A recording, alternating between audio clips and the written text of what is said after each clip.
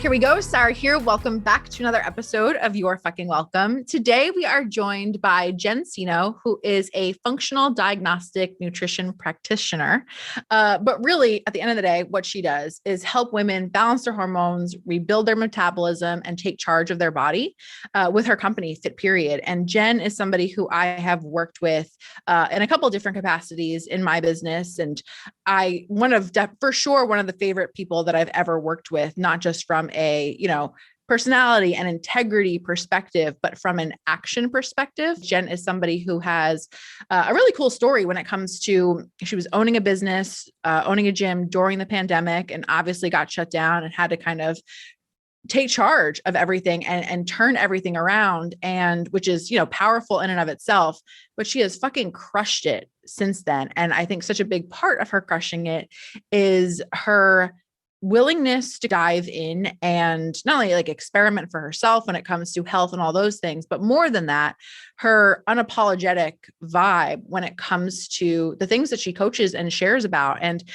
it was funny, a couple months ago, I forget what it was, but Jenn shared something of mine onto her Insta story. And I've never, ever had that many people all of a sudden like flock to my Instagram and start following me. And I think it's just such a testament to how powerful she is and how much her people are rabid and craving and trusting in what she has to say when it comes to all things, not only of course what she does, but other things, me, which is fine, great, lovely as well. Right. But like, again, just this unapologetic vibe. And I respect and I appreciate so much how she does business. And so I wanted to bring her on to not only talk a little bit about business, but also all things health and, whatever else comes up. So hello. Hey. Sorry for that long introduction, but thank you for being here. You make me sound like a cult leader. I mean, I feel like I could see it. I can fully see it. I'll take it as a compliment. It's fully a compliment. Take everyone back to where this all started for you in terms of you just not accepting just the norm in terms of health advice and all of that kind of stuff. Yeah. I mean, I always tell this story whenever I'm on podcasts, because I think it really is running through my blood. It is like a part of who I am and always has been. But I have just been very hyper aware of health for my entire life. My mom was diagnosed with MS, multiple sclerosis, when I was about 8 years old, and she stopped working. And then my dad got diagnosed with his plethora of autoimmune issues when I was about 13, I think. So it was very close in time, and he got sick really quickly, and he had to go off work about a year after his diagnosis. Like, just nothing worked anymore. His hands didn't work. He was just in so much chronic pain all the time. And so, like I said, from a very young age, I was very hyper aware of health, and more specifically poor health, and how poor health can turn your life upside down. My mom was a registered nurse and my dad had a good job, and we had just built this new house that was really beautiful, and then all of a sudden we have to sell it and we move into this fixer upper, and I was just like cringing. Like, I remember just being young and cringing, and then like being like, why are we moving here? Like, I don't get it type thing. Right. Which makes me feel awful, obviously, now looking back, but just as a That's young traumatic. kid, it is really traumatic. And my Nonna, if anyone listening is Italian, this, but every time you go to Nonna's house, she gives you $20 out of her wallet, even though she doesn't have any more to give.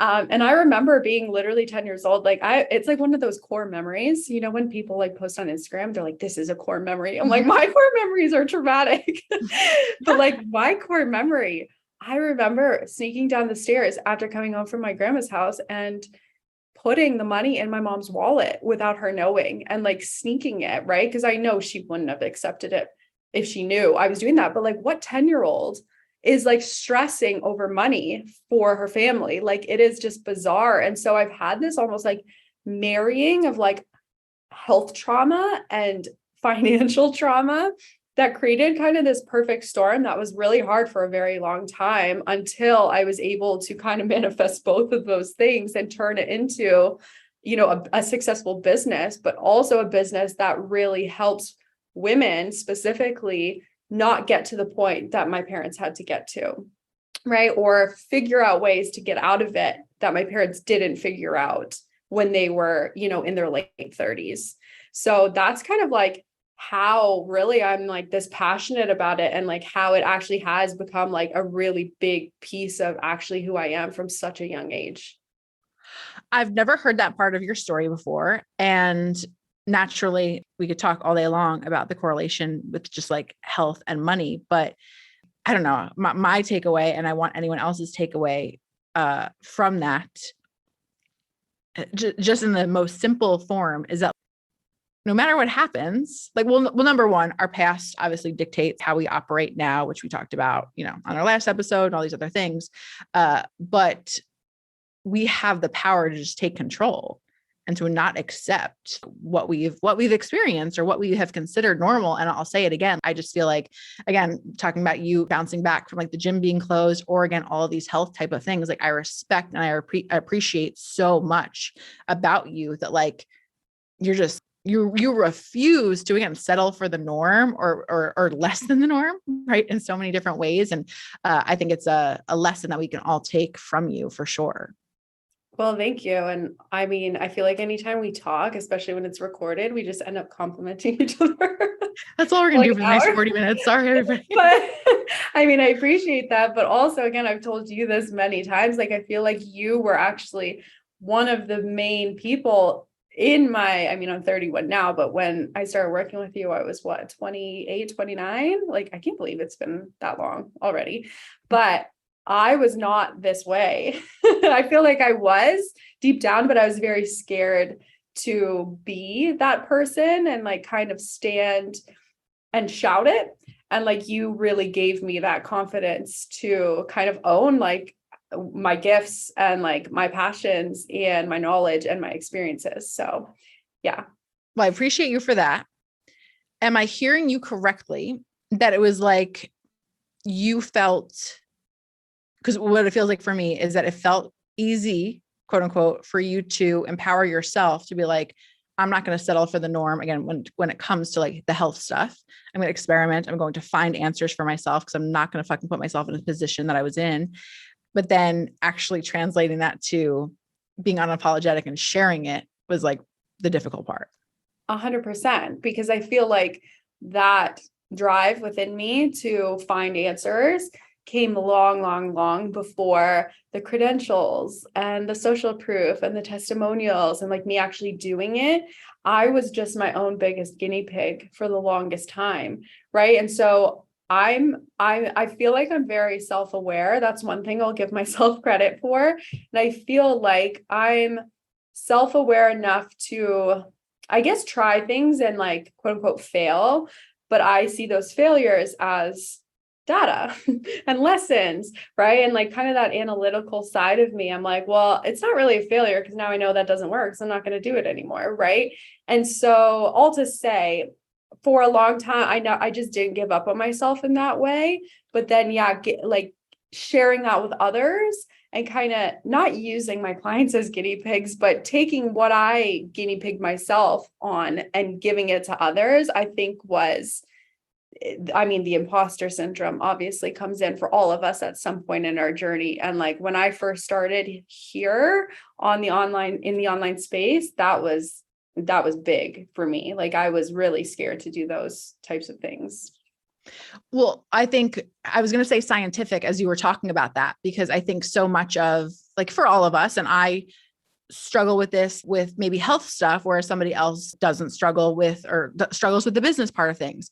But like, it feels, I don't know, it feels comforting to me when I think about you, because I feel like you're somebody who is like, oh, I'm going to try this. I don't know. I'm not in your house, but like, I'm going to try this supplement and like, I'm going to pay fucking attention to my body and I'm going to see what's changing, what's happening. And I'm going to adjust from there versus again, doing something. And then we want to, feel a million times better 4 days in, or we want to make $1 million 4 days in, and then kind of just like leaving it behind right before it was about to work or anything like that. Like you're very methodical about and present really to like, okay, what is and what isn't working, which I think is again, a note and a lesson that we can all take with us to apply to every aspect of our lives. But then of course you have more, we're all our own best clients. But then we forget that sometimes. But of course, it's natural and normal that like, okay, once your clients started winning, that gives you a little bit more permission to shout it from the rooftops. And then that just keeps going and keeps going. And I think, I feel like that all the time where I'm like, I just need one more person to, do X, Y, Z to prove this. But like, yes, that proof and that the experience is a really big part of all of this. And that's okay. And I think sometimes we make ourselves wrong for that. Yeah, 100%. And I think that, I don't know what direction you want to take this podcast in, but even on the outside looking in, even from a business perspective, obviously a lot of business women and entrepreneurs listen to this podcast, and you get a different feeling from the person who's like built a business and is teaching others to do it, and the person who has never done it and decides to teach others, right? I feel like there's some congruency that way, right? Like I had to do all those things with myself and even with my parents, right? My parents, any of you wondering, my parents are 100 times better than they were when I was 10 years old and 15 years old. They've had a total turnaround with their health, especially in the last few years. But I had to put myself through that before I felt comfortable, to share it with others, right? And so I think it's like an energy thing too. People can feel it when you're living what you're actually preaching. Absolutely. It's an integrity thing, all of it. And I also think that you are somebody who, I don't know, I think you sniff out bullshit. And I think that's the presence piece, right? Like you're paying attention. Yeah. And a lot of people aren't paying attention. Yeah, I can sniff out bullshit. My partner might say otherwise. He thinks I'm totally gullible and naive, but in certain capacities. But I always used to say I could never be like a sugar baby. I like totally respect women who can hustle that, but like you would know all over my face how disgusted I was. Oh my God. Yeah, absolutely. I'll like convince myself every once in a while that I'm like, I can do this. I can play this game. I'm like, I know I can't. Like, I can just accept that about myself. That's okay. We get to use our strengths in business. That's fine. Yeah. Totally fine. Okay. So with that, then if we're speaking about embodiment and we're talking about, let's say, again, this female entrepreneur who's listening to this right now, and she is eager to balance the hormones, feel better. Like I know a big thing you talk about obviously is like stress on our system. And that's not only just like mental stress, but stress from the things that you're eating and ingesting and that aren't good for you. If somebody is feeling like shit, or maybe just not as good as they possibly could feel, and they want to be that living, breathing example of success, including of course with their health, what is your first piece of advice? Like what do you want them to know? And what do they need to hear right now? Okay. Well, I feel like, and again, this can be applied to business. So if you're like not into the health thing and you want to just make this relatable to business, go for it. I always tell women, and we are in this climate where we are all very anti-diet culture, and we're like, I don't want to count macros and I don't want to count calories, and I get it, either do I. But in saying that, I also feel like we have jumped from being totally numb and detached from our experiences mentally as well to wanting to be super intuitive. And there is this huge gap in between that. And I see this with clients all the time where, again, they've done the calorie counting. Now they're super triggered by it. They never want to do it again, or they've been on hormonal birth control and they've literally not experienced their own hormones for 10 years. And they get off the pill and all of a sudden they're like, well, I want to know what my cycle's like. I want a perfect period. I want to, not be bloated. And they miss this part of intention that comes in the middle.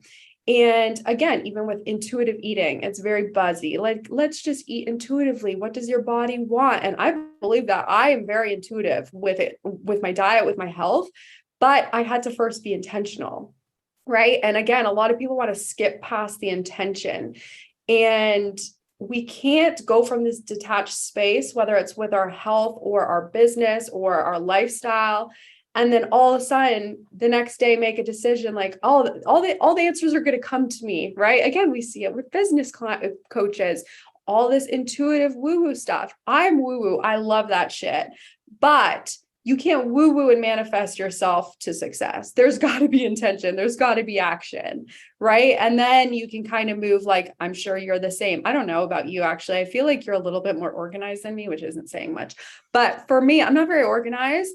And I feel like I can kind of, to a certain extent now, go off my intuitive feelings in terms of launching and what I want to talk about today and make it that way. But when I worked with you, you were like, we're going to post 6 times a day. We're going to give, we're going to ask, like we're going to do all those things. Right. And we had to be intentional. Kind of rambling right now. But the thing is we have to, when it comes to our health, we have to take that as well. We have to be intentional. We have to eat breakfast. We have to balance our blood sugar. We have to not forget that, lunch is around the corner and we haven't eaten already. We have to be intentional about not chugging 6 coffees just because we're launching. Right. And so all to say, I think one of my big messages with my clients is teaching them that, yeah, the intention sucks while you're doing it. People don't want to count calories to see how much they're eating. People don't want to, put in their calendar a reminder to eat lunch. You don't want to do that. You don't want to live that way, but you need to build that intention first and then move into that intuitive space where you can actually listen to your body and understand what she is basically asking for. I love everything you said so much. And I also think the whole intention before intuition like needs to be a program name or something. Just a side note, because that's where my brain goes. But I love the way that you said all of that. And I like the word that comes out for me is foundation. It's, I'll talk to clients who it's like, yes, like I want to manifest and I want to, journal all day long and I want to make money. And like those things help you, of course, but they help you when you have a solid foundation of what the fuck to do, because those things on their own aren't going to help you. And just again, like I teach the platforms and giving and asking and so on and so forth. And like what you are saying, and like I can fully admit, because health has always been a triggering thing for me, it feels like I've had to really learn how to be normal, because everything makes me feel like abnormal. When it comes to like, if we're talking about calorie counting, it just makes me feel like I'm this weirdo, but like it's science. And we have to come back to these foundational principles that we apply to our day. And again, you're right. It's not fun, but like neither is feeling like shit. And so like, I think against a lot of us feel like because we've been in a place of lack, it's like if you've never had money, and then all of a sudden, like you are doing things that make you feel like you have to keep your money organized. It can feel like, oh God, this is always my story. This is always the struggle. And it's like, no, everybody has to fucking do this. It's not just you. And again, like those foundational pieces when it comes to health, I don't know. I think that's like such a good reminder. Yeah, exactly. And I feel like as well, a lot of people get stuck in this cycle of, comparison. We can talk about comparison all day, but for example, when I first started working with you, sure, I would compare myself. I wouldn't even necessarily compare myself to you, but I would dream to be in your position, right? And that was fine. But I also had to really bring myself back and think, no, she's been doing this for 5 years longer than me, and that is why I've paid you to teach me these things. And so again, with social media and Instagram, and especially when you get into this cycle of just following a bunch of health people, and they're all saying different things a lot of the time, and you're getting overwhelmed and confused, but then you're also comparing yourself. I have to remind my clients all the time, you are comparing your chapter 1 or your chapter 2 to my chapter 10, right? And I used to count macros and I used to get triggered by that stuff, and it set me down a huge dark hole for a long time, right? I even posted about this on my story the other day. I don't know if you saw it because some troll was telling me that I was spreading misleading information about eating enough because I tell women to eat, God forbid.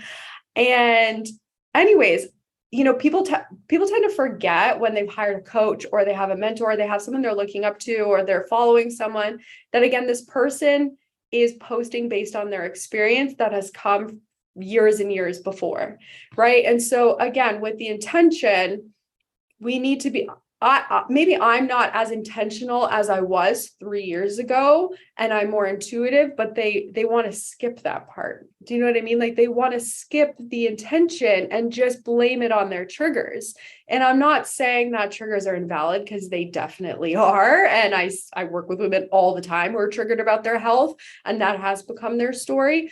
But like you said, like we kind of have to look at it from a scientific perspective. When you're like, calories are literally science, we do have to like almost detach from that emotion and look at it from a very analytical perspective.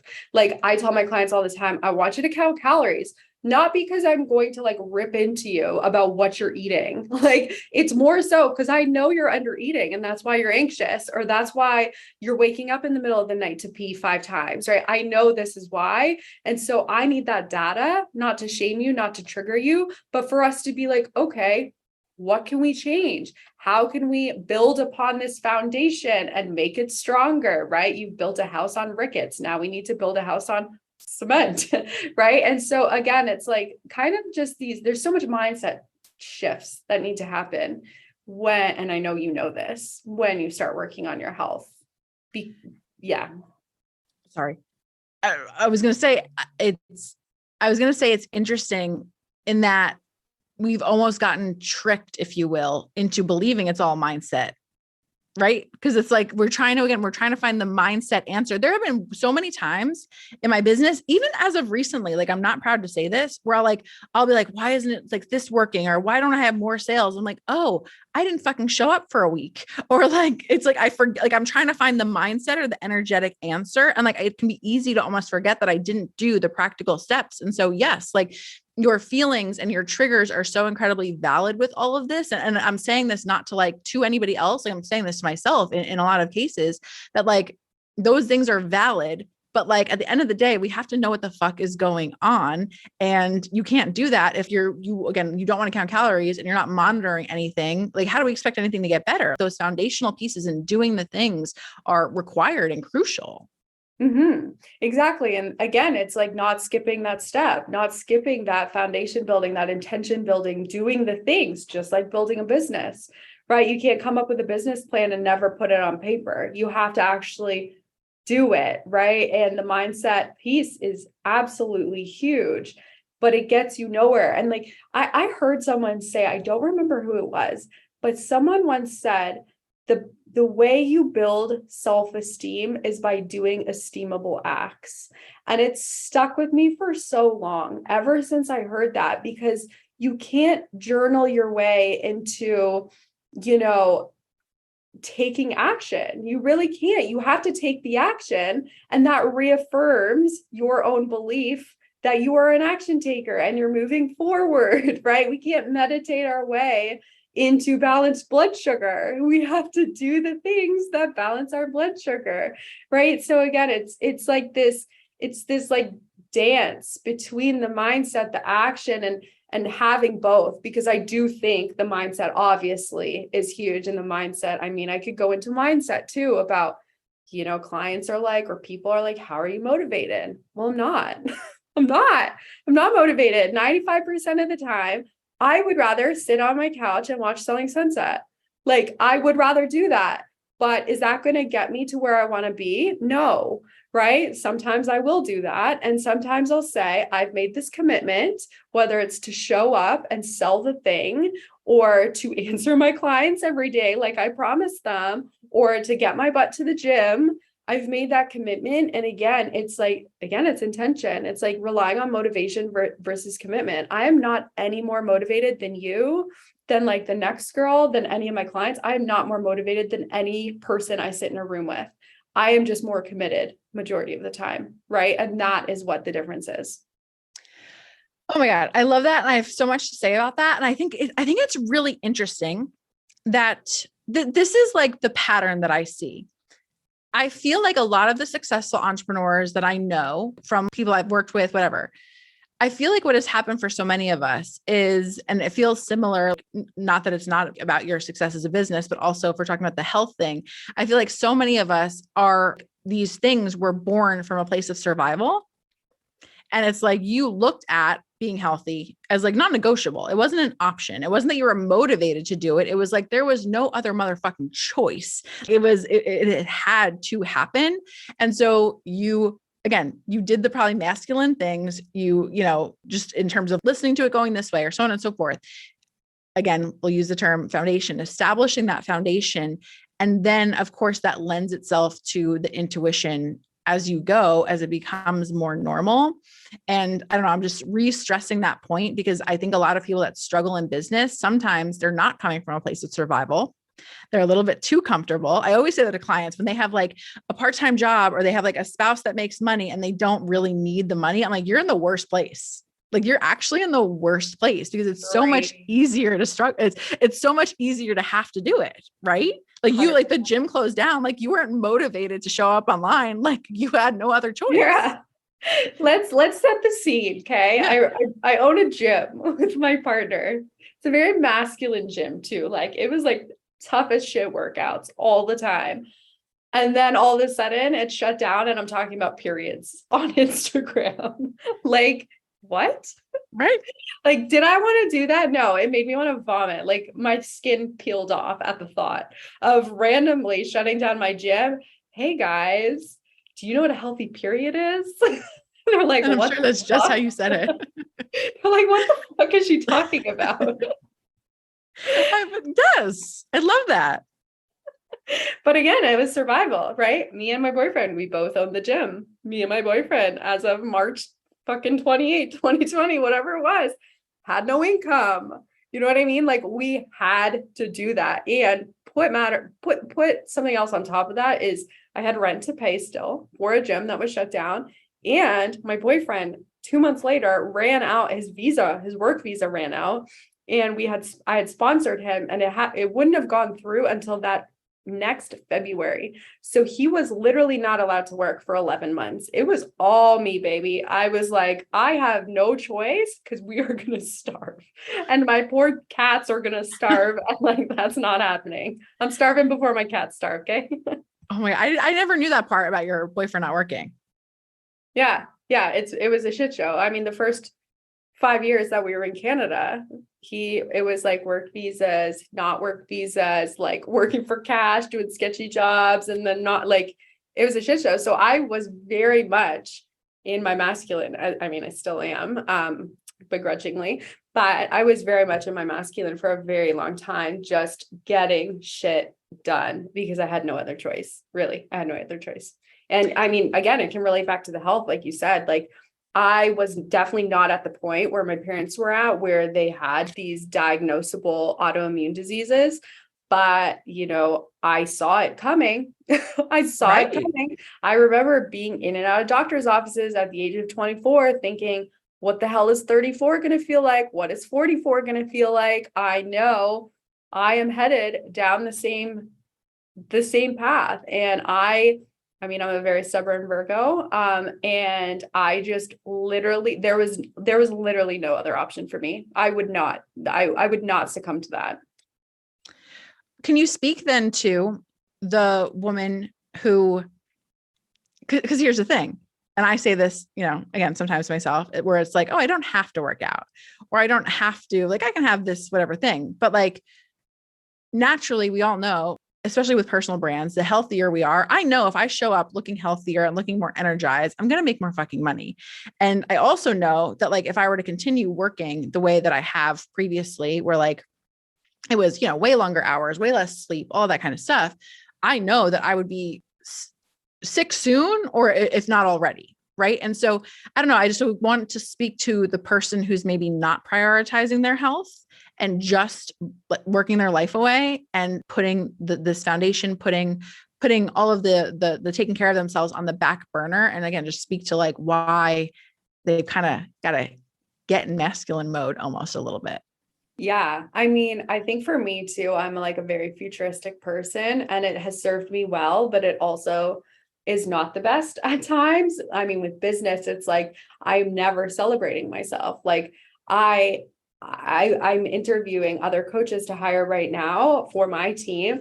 And I got on a call with a girl last week and she was like, you've built this incredible business. And I literally was like, oh, have I? And she's like, Are you high? Like, right. And it's like, it's never enough for me. And I mean, I'm sure you can relate. And it's almost like we have to take some of that and put it to the perspective of our health, because a lot of people are living in the present too much. Almost like you have to have that healthy balance where you're like celebrating yourself and you're in the moment, but you're also like, I'm not going to just pretend the future doesn't exist type thing. And I always used to say this thing, like, well, that's a problem for future Jen. I used to say that all the time.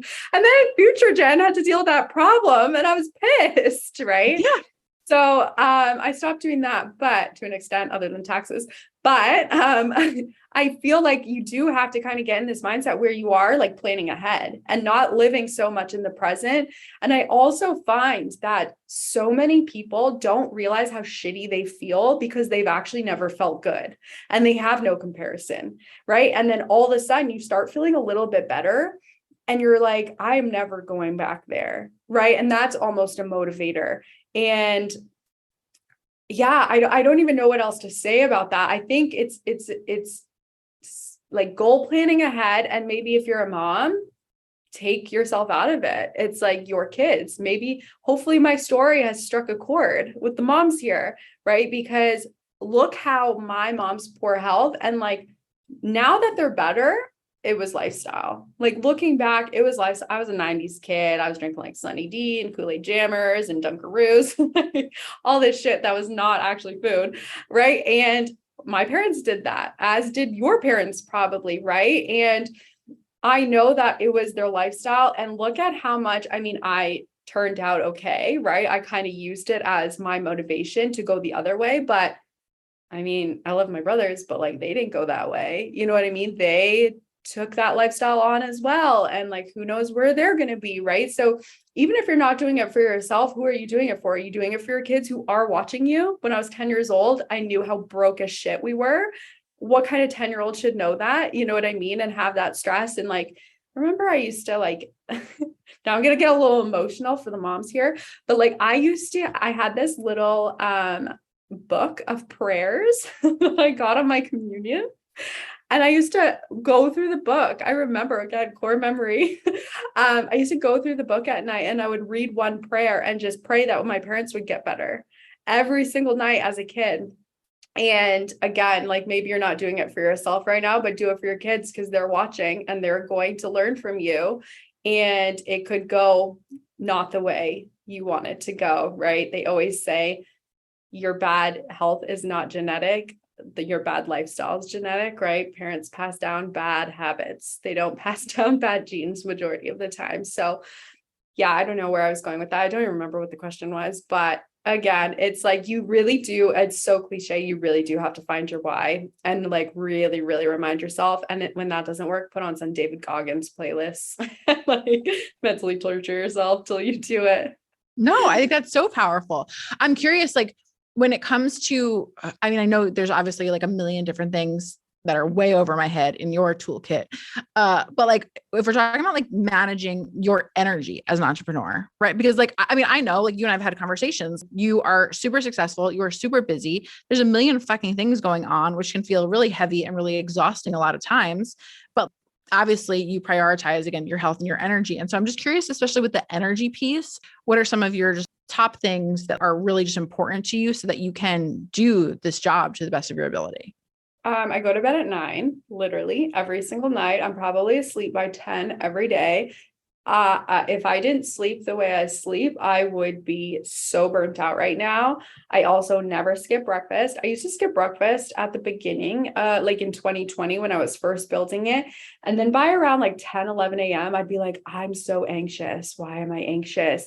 And again, you'd start snowballing, like, why am I anxious? There's no reason to be anxious, right? And you'd get yourself in this anxiety hole. And now that I know like low blood sugar feels like anxiety, now I know I have to eat breakfast. Some days I wake up, I'm like, I am not hungry. I'd rather just have a coffee and like start work and forget about it till 10. But I know I literally cannot do that. I have to force feed myself. And that is one of the things where I'm like, The only way out is through when it comes to breakfast, because so many women are running off stress and running off adrenaline, running off cortisol, that they're like, I'm not hungry. I'm just really good at intermittent fasting. Well, we used to call intermittent fasting skipping meals, but let's call it what it is.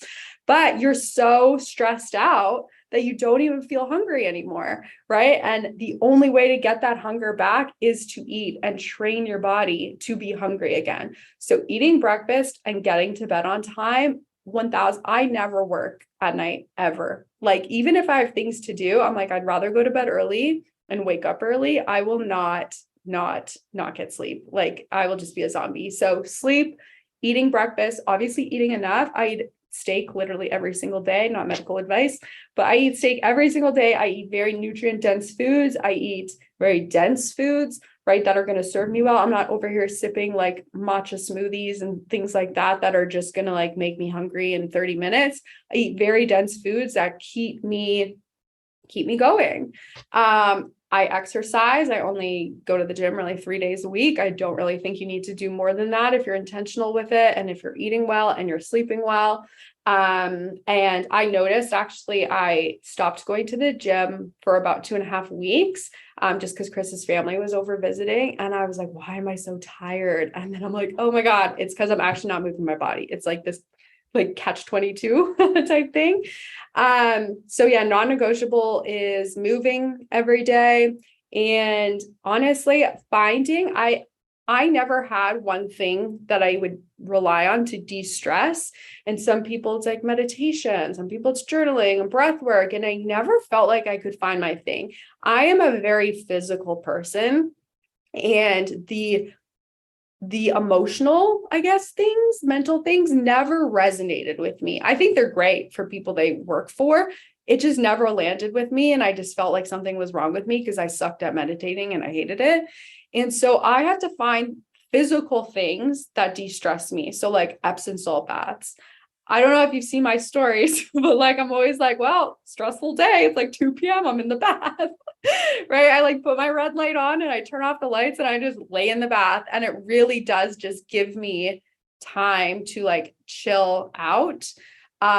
So I would say sleep, breakfast, eating dense food, stop drinking smoothies all day and thinking it's a meal, or eating salads, and find that one thing that you can go to when you are feeling overwhelmed. Because again, working from home, you never escape your office. It's like always there. So it's very easy to get into the mindset that you just need to work all the time. And I have to consciously pull myself out of that. Like, oh, I'm watching Netflix, I might as well like work on my website. It's like, no, just watch Netflix, for God's sake. Says the health coach, just watch Netflix. No, like absolutely. Like, I mean, working from home in that way, I think is really difficult for a lot of us, like to just be able to like, it's hard to separate and it's hard to like turn off, but it's a fucking decision. Just like going to the gym is a decision. Yeah. Yeah. You can't rely on that motivation. You just have to make the commitment and you have to stick to it. And again, the only way to build self-esteem is by doing esteemable acts. And esteemable acts mean you put something down on your to-do list and you fucking do it. And then you feel really good about yourself when you can cross that thing off, right? So again, it's actually having the intention of what you're going to do. I'm curious, and this is kind of a different angle, but I've been talking about this a lot lately and I've been working on this a lot. So I'm just curious if you have anything to say about this. I almost feel like we all heard about it with like, just like upper limiting and all that kind of stuff. But do you think, as we're talking about this, because we're talking to, and I'm sure you're talking to in your business, a lot of intelligent women, it's not as though we're talking to people who like don't get that you have to work out for your body to be in shape. They get it. But I almost feel like, again, I've been working on this and like thinking about this a lot myself, just how often we don't want to change the habits because we're almost afraid of who we might be without the struggle that we're familiar with. So I'm curious if that's something that comes up with a lot of your clients. I mean, it comes up with me. No, I'm sure it does come up with many of my clients. And I almost, again, this is something that I tell them, is not to get attached to a diagnosis. I'll have clients messaging me and they'll be like, you just went through my Dutch test. Do you think I have PCOS? And I'm like, why does it matter? Like literally, why does it matter? Because you're still going to have to work on your stress. You're still going to have to heal your gut. You're still going to have to eat breakfast. Like you're still going to have to work out, because as soon as you attach so deeply to the girl who has PCOS or endometriosis or infertility, even, right? As touchy as and sensitive as of a topic it is, you still like, you can't become that person, right? Because then again, your identity is so wrapped up that you don't even know how to move out of it. And the same thing is true for me with like money. I don't know if I ever told you this, but like the first week I properly launched my program as one-on-one, I had all of these signups that I was not expecting. And all of a sudden, this big chunk of money got dumped into my bank account. And I literally had a mental breakdown and like hired a therapist. And I remember talking to her like on the consultation, and I was like, I don't know how to be a person who's not broke, because I grew up broke. I heard my parents talk like negatively about rich people. And like, what are people going to think about me? Right? Like, what are they going to think about me? And I had to go through this whole like identity crisis of going from like being so attached to the idea of struggle because it was like honorable Yeah. to not struggling in that department anymore, and like literally freaking out that I was not going to be relatable anymore. Oh my God. I have so many things to say. And this is so interesting. And I feel like when you like, okay, so it's an interesting thing to look at. I can almost imagine, and I'm sure I've done this again, when you were saying like, okay, they sent you the Dutch test and like it's almost like they're hoping for a diagnosis because then it's honorable. Yeah. And I get it. It's validating. Like everyone wants to be validated. But also at the same time, I've never had a normal lab. I'll say that. Like, that is the validation in itself. It's like, okay, you're not normal. Right. Are you happy? And then they have a breakdown that they're like, am I going to die? I'm like, no, this is what you wanted. Right. You came to me for answers and I'm giving you answers. Right. But yeah, you're completely right. It's like this deep attachment to what they think they have or what someone else has told them in the past. And they have to like learn to break through it and almost become, again, so cliche, like that next level version of themselves that isn't struggling that way anymore. Yes, absolutely. And I feel like I don't know, I think for all of us, just playing with this concept of how comfortable and attached we are to the being broke or the being sick. And not obviously there are very real things. Like I'm not trying to like dismiss any of that, but I think for all of us that we're trying to get to this next level, we're always, okay, let's buy the next course. Let's do the next thing that's going to solve everything for us. And instead of just recognizing that more than us wanting to get ahead, we're refusing to let go of what's familiar. Because again, as we're talking about all this, how much of this is actually really simple. These women, and I'll say these women like me, sorry, you can go to bed at fucking 9:00. Like I can, if I figured out a lot of other things, I can figure that out. That's not impossible. Exactly. It is so simple. And people hate me for saying that. And I say it all the time.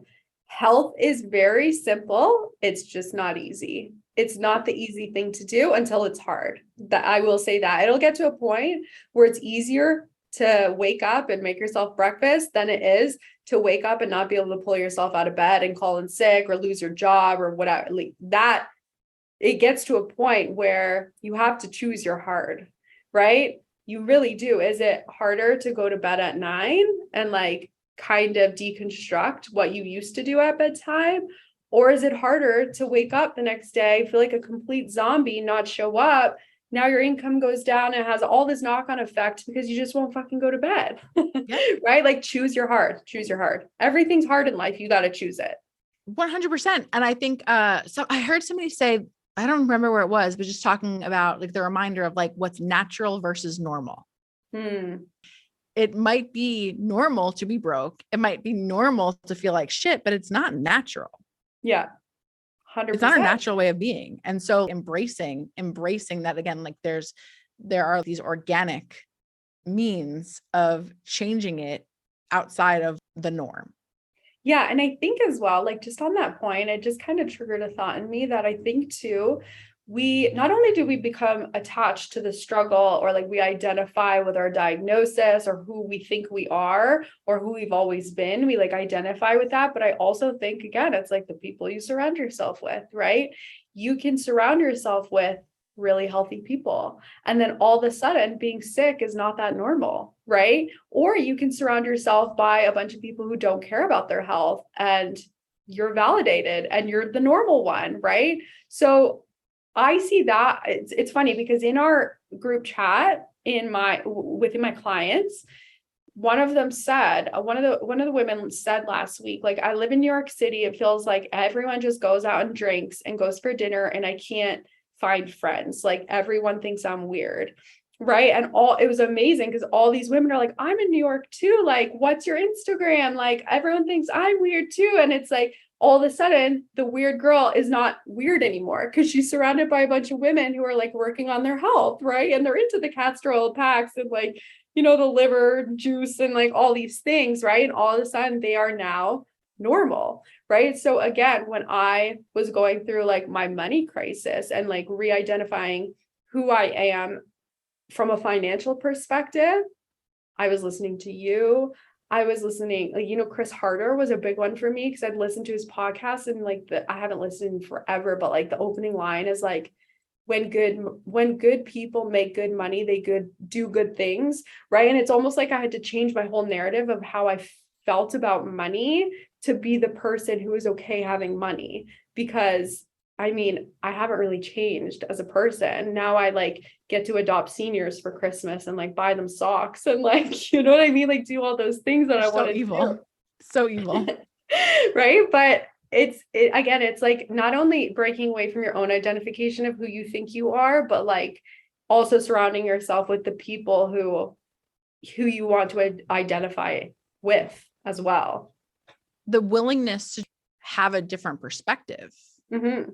I don't think a lot of us don't try, but I think a lot of us forget that like another option is available.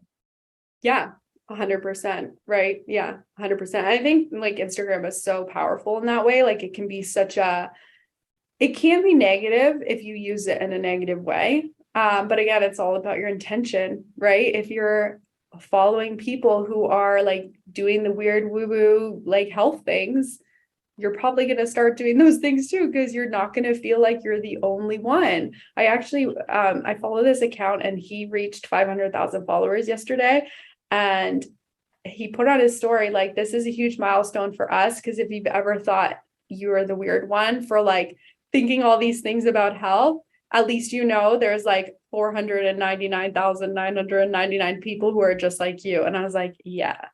So yes. People are starving for what we all have to offer. And God, that's just a powerful and important reminder that we all need every day. Yeah. When we are too focused on, again, like you said, what's right in front of us.